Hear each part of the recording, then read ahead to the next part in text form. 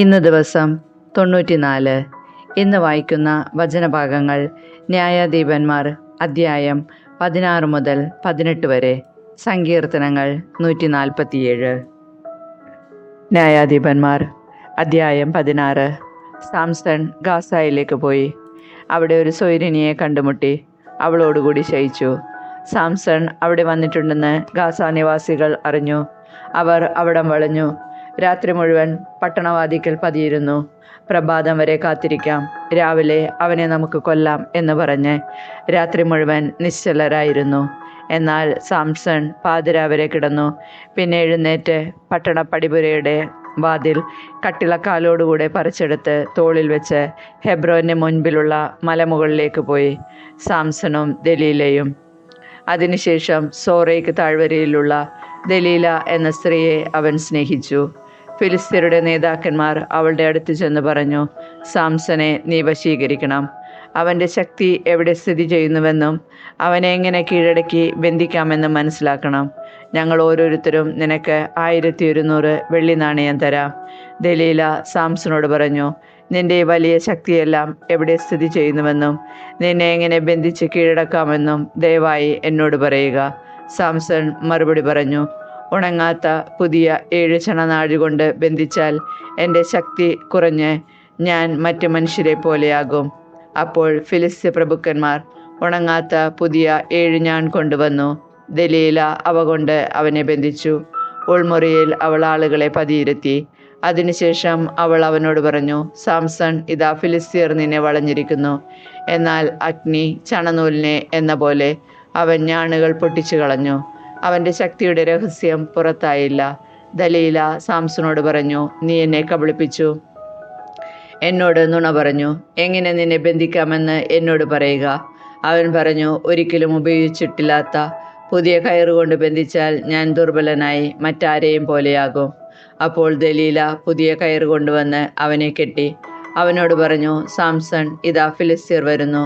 പതിയിരുന്നവർ അകത്തെ ഒരു മുറിയിലിരുന്നു. കെട്ടിയ കയർ നൂല് പോലെ അവൻ പൊട്ടിച്ചു കളഞ്ഞു. ദലീല സാംസനോട് പറഞ്ഞു, ഇപ്പോഴും നീ എന്നെ കബളിപ്പിച്ചിരിക്കുന്നു. എന്നോട് നീ കളവ് പറഞ്ഞു. നിന്നെ എങ്ങനെ ബന്ധിക്കാമെന്ന് പറയുക. അവൻ പറഞ്ഞു, എൻ്റെ 7 തലമുടി ചുരുൾ എടുത്ത് പാവിനോട് ചേർത്ത് ആണിയിൽ ഉറപ്പിച്ച് നെയ്താൽ മറ്റു മനുഷ്യരെ പോലെ ഞാൻ ബലഹീനനാകും. അവൻ ഉറങ്ങുമ്പോൾ ദലീല അവൻ്റെ 7 തലമുടി ചുരുളെടുത്ത് പാവിനോട് ചേർത്ത് ആണിയിൽ ഉറപ്പിച്ചു നെയ്തു. അനന്തരം അവനോട് പറഞ്ഞു, സാംസൺ, ഫിലിസ്ത്യർ നിന്നെ ആക്രമിക്കാൻ വരുന്നു. അവൻ ഉറക്കത്തിൽ നിന്നെഴുന്നേറ്റ് ആണിയും തറിയും പാവും വലിച്ചു പൊളിച്ചു. അവൾ അവനോട് ചോദിച്ചു, നിന്റെ ഹൃദയം എന്നോട് കൂടെയല്ലെങ്കിൽ എന്നെ സ്നേഹിക്കുന്നുവെന്ന് നിനക്കെങ്ങനെ പറയാൻ കഴിയും? ഈ 3 പ്രാവശ്യവും നീ എന്നെ അവഹേളിച്ചിരിക്കുന്നു. നിന്റെ അജയശക്തി എവിടെ കുടികൊള്ളുന്നുവെന്ന് നീ എന്നോട് പറഞ്ഞിട്ടുമില്ല. അവളിങ്ങനെ ദിവസം തോറും നിർബന്ധിച്ചു. ആ അലട്ടൽ മരണത്തിന് തുല്യമായി. അവൻ രഹസ്യം തുറന്നു പറഞ്ഞു, ക്ഷൗരക്കത്തി എൻ്റെ തലയിൽ സ്പർശിച്ചിട്ടില്ല. ജന്മം മുതലേ ഞാൻ ദൈവത്തിന് നാസീർ വ്രതക്കാരനാണ്. മുടി വെട്ടിയാൽ എൻ്റെ ശക്തി നഷ്ടപ്പെട്ട് ഞാൻ മറ്റു മനുഷ്യരെ പോലെയാകും. അവൻ സത്യം തുറന്നു പറഞ്ഞപ്പോൾ ദലീല ഫിലിസ്തീയ നേതാക്കളെ വിളിച്ചു പറഞ്ഞു, ഈ പ്രാവശ്യം കൂടി വരിക. അവൻ സകല രഹസ്യങ്ങളും എന്നോട് പറഞ്ഞിരിക്കുന്നു. അപ്പോൾ ഫിലിസ്ത്യരുടെ നേതാക്കന്മാർ പണവുമായി അവളുടെ അടുത്തെത്തി. അവൾ അവനെ മടിയിൽ കിടത്തി ഉറക്കി. ഒരാളെ കൊണ്ട് അവൻ്റെ തലയിലെ 7 മുടിച്ചുരുളുകളും ക്ഷൗരം ചെയ്യിപ്പിച്ചു. അതിനുശേഷം അവൾ അവനെ അസഹ്യപ്പെടുത്താൻ തുടങ്ങി. അവൻ്റെ ശക്തി അവനെ വിട്ടുപോയി. അവൾ പറഞ്ഞു, സാംസൺ, ഫിലിസ്ത്യർ നിന്നെ ആക്രമിക്കാൻ വരുന്നു. അപ്പോൾ അവൻ ഉറക്കമുണർന്നു പറഞ്ഞു, മറ്റവസരങ്ങളിലെ പോലെ തന്നെ ഞാൻ രക്ഷപ്പെടും.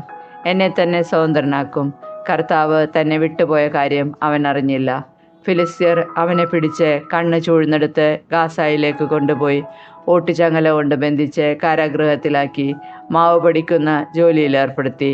എന്നാൽ മുണ്ടണത്തിനു ശേഷവും അവൻ്റെ തലയിൽ മുടി വളർന്നുകൊണ്ടിരുന്നു. സാംസന്റെ മരണം. ഫിലിസ്ത്യ പ്രഭുക്കന്മാർ തങ്ങളുടെ ദേവനായ ദാഗോഗിനെ ഒരു വലിയ ബലി കഴിച്ചു സന്തോഷിക്കാൻ ഒരുമിച്ചുകൂടി. അവർ പറഞ്ഞു, നമ്മുടെ ദേവൻ ശത്രുവായ സാംസനെ നമ്മുടെ കയ്യിലേൽപ്പിച്ചിരിക്കുന്നു. അവനെ കണ്ടപ്പോൾ ജനങ്ങൾ തങ്ങളുടെ ദേവനെ സ്തുതിച്ചു പറഞ്ഞു, നമ്മുടെ ദേവൻ ശത്രുവിനെ നമുക്ക് ഏൽപ്പിച്ചു തന്നിരിക്കുന്നു. അവൻ നമ്മുടെ ദേശം നശിപ്പിച്ചവനാണ്, നമ്മിൽ അനേകരെ കൊന്നവനുമാണ്. സന്തോഷിച്ച് മതി പറന്ന് അവർ പറഞ്ഞു, നമ്മുടെ മുൻപിൽ അഭ്യാസം കാണിക്കുന്നതിന് സാംസനെ വിളിക്കുവിൻ. സാംസനെ അവർ കാരാഗൃഹത്തിൽ നിന്ന് കൊണ്ടുവന്നു. അവൻ അവരുടെ മുൻപിൽ അഭ്യാസം പ്രകടിപ്പിച്ചു. തൂണുകളുടെ ഇടയിൽ അവർ അവനെ നിർത്തി. കൈക്ക് പിടിച്ചിരുന്ന ബാലനോട് സാംസൺ പറഞ്ഞു, ഒന്ന് ചാരി നിൽക്കാൻ. കെട്ടിടത്തിൻ്റെ തൂണുകൾ എവിടെയെന്ന് ഞാൻ തപ്പി നോക്കട്ടെ. പുരുഷന്മാരെയും സ്ത്രീകളെയും കൊണ്ട് കെട്ടിടം നിറഞ്ഞിരുന്നു. ഫിലിസ്ത്യ പ്രഭുക്കന്മാരെല്ലാം അവിടെ സന്നിഹിതരായിരുന്നു. മേൽത്തട്ടിൽ ഏകദേശം 3000 സ്ത്രീ പുരുഷന്മാർ അഭ്യാസം കണ്ടുകൊണ്ടിരുന്നു. അപ്പോൾ സാംസൺ കർത്താവിനെ വിളിച്ചപേക്ഷിച്ചു, ദൈവമായ കർത്താവേ, എന്നെ ഓർക്കണമേ. ഞാൻ നിന്നോട് പ്രാർത്ഥിക്കുന്നു, എന്നെ ശക്തനാക്കണമേ. ഞാൻ നിന്നോട് ഇപ്രാവശ്യം കൂടി യാചിക്കുന്നു, എൻ്റെ കണ്ണുകളിൽ ഒന്നിന് ഫിലിസ്ത്യരോട് പ്രതികാരം ചെയ്യാൻ എന്നെ ശക്തിപ്പെടുത്തണമേ. കെട്ടിടം താങ്ങി നിന്നിരുന്ന 2 നെടുന്തൂണുകളെ സാംസൺ പിടിച്ചു. വലതു കൈ ഒന്നിലും ഇടത്തു കൈ മറ്റതിലും വെച്ച് അവൻ തള്ളി. അവൻ പറഞ്ഞു, ഫിലിസ്ത്യരോടുകൂടെ ഞാനും മരിക്കട്ടെ. സർവശക്തിയും ഉപയോഗിച്ച് അവൻ കുനിഞ്ഞു. കെട്ടിടം അതിലുണ്ടായിരുന്ന പ്രഭുക്കന്മാരുടെയും മറ്റാളുകളുടെയും മേൽ വീണു. മരണസമയത്ത് അവൻ കൊന്നവർ ജീവിച്ചിരിക്കുമ്പോൾ കൊന്നവരേക്കാൾ അധികമായിരുന്നു. സഹോദരന്മാരും കുടുംബക്കാരും വന്ന് അവൻ്റെ ശരീരം കൊണ്ടുപോയി സോറായിക്കും എഷ്താവോലിനും ഇടയ്ക്ക് പിതാവായ മനോബയുടെ ശവകുടീരത്തിൽ സംസ്കരിച്ചു. 20 വർഷമാണ് അവൻ ഇസ്രായേലിൽ ന്യായപാലനം നടത്തിയത്. ന്യായാധിപന്മാർ അധ്യായം 17. മിക്കായുടെ പൂജാഗൃഹം. എഫ്രായിം മലനാട്ടിൽ മിക്ക എന്നൊരാളുണ്ടായിരുന്നു. അവൻ അമ്മയോട് പറഞ്ഞു, 1100 വെള്ളി നാണയങ്ങൾ നഷ്ടപ്പെട്ടതിനെപ്പറ്റി നീ ശാപമുച്ചരിക്കുകയും എന്നോട് രഹസ്യമായി പറയുകയും ചെയ്തിരുന്നല്ലോ. അത് എൻ്റെ കൈവശമുണ്ട്. ഞാനാണ് അതെടുത്തത്. അവൻ്റെ അമ്മ പറഞ്ഞു, എൻ്റെ മകനെ, കർത്താവ് നിന്നെ അനുഗ്രഹിക്കട്ടെ. അവൻ ആ 1100 വെള്ളി നാണയങ്ങൾ അമ്മയ്ക്ക് തിരികെ കൊടുത്തു. അവൾ പറഞ്ഞു, എൻ്റെ മകന് വേണ്ടി ഒരു കൊത്തു വിഗ്രഹവും ഒരു വാർപ്പ് വിഗ്രഹവും ഉണ്ടാക്കാൻ ഈ വെള്ളി ഞാൻ കർത്താവിന് മാറ്റിവെക്കുന്നു. അതുകൊണ്ട് ഇപ്പോൾ ഞാനിത് തിരിച്ചു തരുന്നു. അവൻ പണം അമ്മയെ ഏൽപ്പിച്ചപ്പോൾ അവൾ അതിൽ നിന്ന് 200 വെള്ളി നാണയങ്ങൾ എടുത്ത് തട്ടാനെ ഏൽപ്പിച്ചു. അവൻ അതുകൊണ്ട് ഒരു കൊത്തു വിഗ്രഹവും ഒരു വാർപ്പ് വിഗ്രഹവും നിർമ്മിച്ചു. അത് മിക്കായുടെ ഭവനത്തിൽ പ്രതിഷ്ഠിച്ചു. മിക്കായ്ക്ക് ഒരു പൂജാഗൃഹമുണ്ടായിരുന്നു. അവൻ ഒരു എഫോദും വിഗ്രഹങ്ങളും ഉണ്ടാക്കി തൻ്റെ ഒരു പുത്രനെ പുരോഹിതനായി അവരോധിച്ചു. അന്ന് ഇസ്രായേലിൽ രാജവാഴ്ചയില്ലായിരുന്നു. ഓരോരുത്തരും യുക്തമെന്ന് തോന്നിയത് പ്രവർത്തിച്ചു പോന്നു. യൂദായിലെ ബത്ലഹേമിൽ യൂദാ വംശജനായ ഒരു യുവാവുണ്ടായിരുന്നു. അവിടെ വന്ന് പാർത്ത ഒരു ലേവ്യൻ. അവൻ ജീവിക്കാൻ പറ്റിയ ഒരു സ്ഥലം അന്വേഷിച്ച് അവിടെ നിന്ന് പുറപ്പെട്ടു. യാത്ര ചെയ്ത് അവൻ എഫ്രായിം മലനാട്ടിൽ മിക്കായുടെ ഭവനത്തിലെത്തി. മിക്ക ചോദിച്ചു, നീ എവിടെ നിന്ന് വരുന്നു? ഞാൻ യൂദായിലെ ബത്ലഹേംകാരനായ ഒരു ലേവ്യനാണ്. താമസിക്കാൻ ഒരു സ്ഥലം അന്വേഷിക്കുകയാണ്. മിക്ക പറഞ്ഞു, എന്നോടുകൂടി താമസിക്കുക. നീ എനിക്കൊരു പിതാവും പുരോഹിതനുമായിരിക്കുക. ഞാൻ നിനക്ക് വർഷം തോറും 10 വെള്ളി നാണയവും വസ്ത്രവും ഭക്ഷണവും നൽകിക്കൊള്ളാം. അവനോടുകൂടി താമസിക്കാൻ ലേവ്യന് സന്തോഷമായി. ആ യുവാവ് അവന് പുത്രനെ പോലെ ആയിരുന്നു. മിക്ക ലേവ്യനെ പുരോഹിതനായി അവരോധിച്ചു. അങ്ങനെ ആ യുവാവ് മിക്കായുടെ ഭവനത്തിൽ പുരോഹിതനായി താമസമാക്കി. അപ്പോൾ മിക്ക പറഞ്ഞു, ഒരു ലേവ്യനെ പുരോഹിതനായി ലഭിച്ചതുകൊണ്ട് കർത്താവ് എന്നെ അനുഗ്രഹിക്കുമെന്ന് ഞാൻ അറിയുന്നു.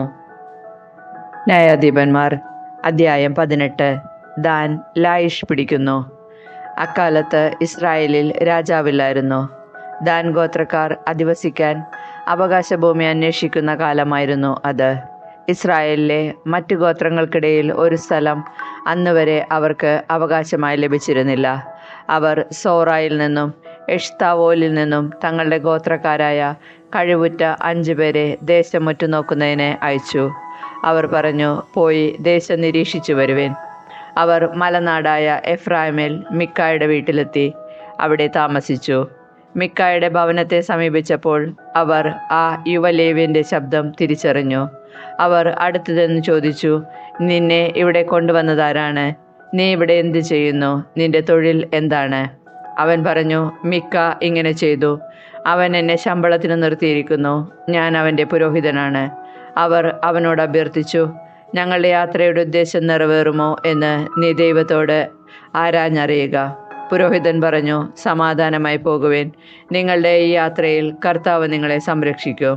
ആ 5 പേർ അവിടെ നിന്ന് പുറപ്പെട്ട് ലായിഷിലെത്തി. സീദോന്യരെ പോലെ സുരക്ഷിതരും പ്രശാന്തരും നിർഭയരുമായ അവിടുത്തെ ജനങ്ങളെ കണ്ടു. അവർക്ക് ഒന്നിനും കുറവില്ലായിരുന്നു. അവർ സമ്പന്നരായിരുന്നു. സീദോന്യരിൽ നിന്ന് അകലെ താമസിക്കുന്ന ഇവർക്ക് ആരുമായ സംസർഗവുമില്ലായിരുന്നു. സോറായിലും എഷ്താവോലിലുമുള്ള സഹോദരന്മാരുടെ അടുത്ത് തിരിച്ചെത്തിയപ്പോൾ അവർ ചോദിച്ചു, നിങ്ങൾ ശേഖരിച്ച വിവരങ്ങൾ എന്തെല്ലാം? അവർ പറഞ്ഞു, നമുക്ക് പോയി അവരെ ആക്രമിക്കാം. ഞങ്ങൾ ആ സ്ഥലം കണ്ടു. വളരെ ഫലഭൂയിഷ്ടമായ സ്ഥലം. നിഷ്ക്രിയരായിരിക്കാതെ വേഗം ചെന്ന് ദേശം കൈവശമാക്കുവിൻ. നിങ്ങൾ ചെല്ലുമ്പോൾ ശങ്കയില്ലാത്ത ഒരു ജനത്തെയായിരിക്കും കണ്ടുമുട്ടുക. വളരെ വിശാലമായ, ഒന്നിനും ക്ഷാമമില്ലാത്ത ആ പ്രദേശം ദൈവം നിങ്ങൾക്ക് തന്നിരിക്കുന്നു. ദാൻ ഗോത്രത്തിലെ ആയുധധാരികളായ 600 പേർ സോറായിലും എഷ്താവോലിലും നിന്ന് പുറപ്പെട്ടു. അവർ യൂദായിലെ കിരിയാത്ത്-യെയാരീമിൽ ചെന്ന് പാളയമടിച്ചു. ഇക്കാരണത്താൽ ആ സ്ഥലം മഹനേദാൻ എന്ന പേരിൽ ഇന്നും അറിയപ്പെടുന്നു. അത് കിരിയാത്ത്-യെയാരീമിന് പടിഞ്ഞാറാണ്. അവിടെ നിന്ന് അവർ എഫ്രായിം മലനാട്ടിലേക്ക് കടന്ന് മിക്കായുടെ ഭവനത്തിലെത്തി. ലായിഷ് ദേശത്ത് ചാരവൃത്തി നടത്തുന്നതിന് പോയിരുന്ന ആ 5 പേർ അവരുടെ സഹോദരന്മാരോട് പറഞ്ഞു, ഈ ഭവനങ്ങളിൽ ഒന്നിൽ ഒരു എഫോദും കുലവിഗ്രഹങ്ങളും ഒരു കൊത്തു വിഗ്രഹവും ഒരു വാർപ്പ് വിഗ്രഹവും ഉണ്ട് എന്ന് നിങ്ങൾക്കറിയാമോ? എന്താണ് ചെയ്യേണ്ടതെന്ന് ആലോചിക്കുവേൻ. അവർ തിരിഞ്ഞ് മിക്കായുടെ ഭവനത്തിൽ താമസിക്കുന്ന യുവ ലേവ്യൻ്റെ അടുത്ത് ചെന്ന് കുശലം ചോദിച്ചു. പടക്കോപ്പുകൾ അണിഞ്ഞ 600 ദാൻകാർ പടിവാതിൽക്കൽ നിന്നു. ചാരവൃത്തി നടത്താൻ പോയ 5 പേർ കടന്നു ചെന്ന് കൊത്തുവിഗ്രഹവും എഫോദും കുലവിഗ്രഹങ്ങളും വാർപ്പ് വിഗ്രഹവും എടുത്തു. ആ സമയത്ത് പടിവാതിൽക്കൽ പുരോഹിതൻ ആയുധധാരികളായ 600 പേരോടൊപ്പം നിൽക്കുകയായിരുന്നു. അവർ മിക്കായുടെ ഭവനത്തിൽ പ്രവേശിച്ച് കൊത്തുവിഗ്രഹവും എഫോദും കുലവിഗ്രഹങ്ങളും വാർപ്പ് വിഗ്രഹവും എടുത്തപ്പോൾ, നിങ്ങൾ എന്താണ് ഈ ചെയ്യുന്നതെന്ന് പുരോഹിതൻ ചോദിച്ചു. അവർ പറഞ്ഞു, മിണ്ടരുത്, വായ്പൊത്തി ഞങ്ങളുടെ കൂടെ വരിക. ഞങ്ങൾക്ക് പിതാവും പുരോഹിതനുമാവുക. ഒരു വീടിന് മാത്രം പുരോഹിതനായിരിക്കുന്നതോ ഇസ്രായേലിൽ ഒരു ഗോത്രത്തിനും വംശത്തിനും പുരോഹിതനായിരിക്കുന്നതോ ഏതാണ് നിനക്ക് നല്ലത്? പുരോഹിതന്റെ ഹൃദയം സന്തുഷ്ടമായി. അവൻ എഫോദും കുലവിഗ്രഹങ്ങളും കൊത്തുവിഗ്രഹവും എടുത്ത് അവരുടെ കൂടെ പോയി. അവർ അവിടെ നിന്ന് തിരിഞ്ഞ് കുട്ടികളെയും കന്നുകാലികളെയും വസ്തുവകകളോടൊപ്പം മുൻപിൽ നിർത്തി യാത്രയായി. അവർ കുറേ ദൂരം ചെന്നപ്പോൾ മിക്ക അയൽവാസികളെ ഒന്നിച്ചുകൂട്ടി ദാൻകാരെ പിന്തുടർന്ന് അവരുടെ മുൻപിൽ കയറി. അവർ ദാൻകാരുടെ നേരെ അട്ടഹസിച്ചപ്പോൾ ദാൻകാർ തിരിഞ്ഞ് മിക്കായോട് ചോദിച്ചു, ഈ ആളുകളെയും കൂട്ടി വരാൻ നിനക്കെന്ത് പറ്റി? അവൻ പറഞ്ഞു, ഞാൻ ഉണ്ടാക്കിയ ദേവന്മാരെ നിങ്ങൾ കൈവശമാക്കി എൻ്റെ പുരോഹിതനെയും കൊണ്ടുപോകുന്നു. എന്താണ് എനിക്കിനി ശേഷിച്ചിരിക്കുന്നത്? എന്നിട്ടും എനിക്കെന്ത് പറ്റിയെന്ന് നിങ്ങൾ ചോദിക്കുന്നു. ദാൻകാർ അവനോട് പറഞ്ഞു, മിണ്ടാതിരിക്കുക. വല്ലവരും കോപിച്ച് നിന്റെ മേൽ ചാടി വീണ് നിന്നെയും കുടുംബത്തെയും കൊന്നുകളഞ്ഞെന്ന് വരാം. ദാൻകാർ അവരുടെ വഴിക്ക് പോയി. തനിക്ക് ചെറുക്കാനാവാത്ത വിധം ശക്തരാണവർ എന്ന് കണ്ട് മിക്ക വീട്ടിലേക്ക് മടങ്ങി. മിക്ക ഉണ്ടാക്കിയ വസ്തുക്കളോടൊപ്പം അവൻ്റെ പുരോഹിതനെയും അവർ കൊണ്ടുപോയി. ശങ്കയില്ലാത്തവരും ശാന്തരുമായി ജീവിച്ചിരുന്ന ലായിഷിലെ ജനങ്ങളുടെ അടുത്ത് അവർ എത്തി. അവരെ വാളിനിരയാക്കി പട്ടണം തീവച്ച് നശിപ്പിച്ചു. അവരെ രക്ഷിക്കാൻ ആരുമുണ്ടായിരുന്നില്ല. കാരണം അവർ സീദോനിൽ നിന്ന് വളരെ അകലെയായിരുന്നു. അവർക്കാരുമായും സമ്പർക്കമില്ലായിരുന്നു. ബത്ത് ഹെറോബിലുള്ള താഴ്വരയിലായിരുന്നു ലായിഷ്. ദാൻകാർ ആ പട്ടണം പുതുക്കിപ്പണത് അവിടെ താമസമാക്കി. ഇസ്രായേലിൻ്റെ മകനും തങ്ങളുടെ ഗോത്രപിതാവുമായ ദാനിൻ്റെ പേർ ആ സ്ഥലത്തിന് അവർ നൽകി. ലായിഷ് എന്നായിരുന്നു അതിൻ്റെ ആദ്യത്തെ പേര്. ദാൻകാർ കൊത്തുവിഗ്രഹം തങ്ങൾക്കായി സ്ഥാപിച്ചു. മോശയുടെ പുത്രനായ ഗർഷോമിൻ്റെ പുത്രൻ ജോനാഥനും പുത്രന്മാരും പ്രവാസകാലം വരെ ദാൻ ഗോത്രത്തിൻ്റെ പുരോഹിതന്മാരായിരുന്നു.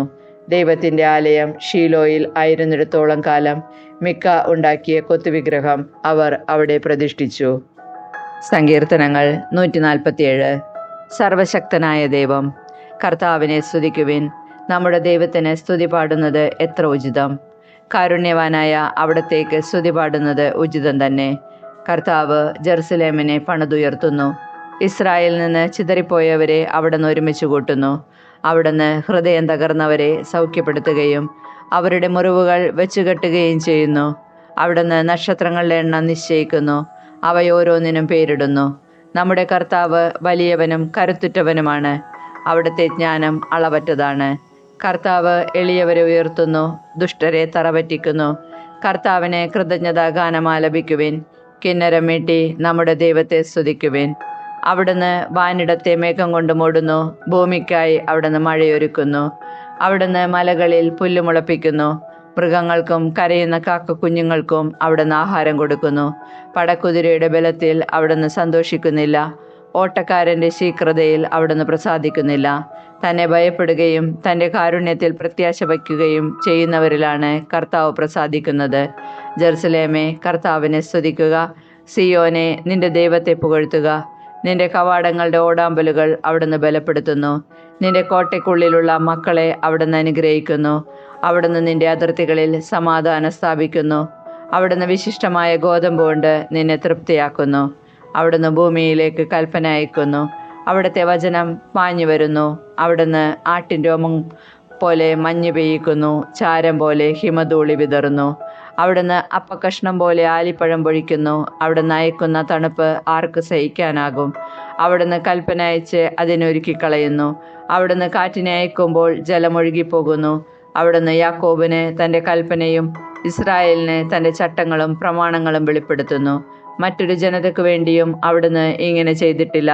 അവിടുത്തെ പ്രമാണങ്ങൾ അവർക്ക് അജ്ഞാതമാണ്. കർത്താവിനെ സ്തുതിക്കുവിൻ.